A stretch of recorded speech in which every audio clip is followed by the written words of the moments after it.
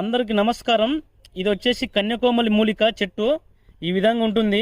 పురుషులకు పురుషత్వం తగ్గినప్పుడు, ముఖం అందంగా లేనివారు పురుషులు, దాట్లుగా ముడతలు పడేవారు, స్త్రీ సంభోగం చేయలేని వారు ఇలాంటి గడ్డలనేవి తీసుకొచ్చుకొని, కన్యాకోమలి యొక్క గడ్డలు ఈ విధంగా ఉంటాయి.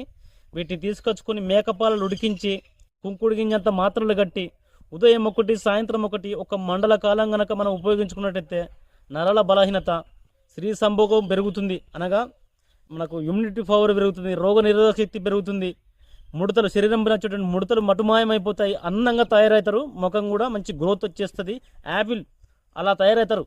అయితే ఈ మూలికను అనేది ఈ విధంగా అయితే సేకరించుకొని ఎవరైతే ఈ సమస్యలతో ఉన్నారో ఆ విధంగా తయారు చేసుకుంటే మీకు ఈ కన్యాకోమలి చెట్టు అనేది భూమిలో దుంపలు ఉంటాయి, పైన ఈ అటక మామిడిని పోలి ఉంటుంది తప్ప అటక మామిడి మాత్రం కాదు. ఇది గడ్డలు అనేటివి ఇట్లా మెత్తగా ఉంటాయి, ఇట్లా ఇరిస్తే ఇరుగుతాయి.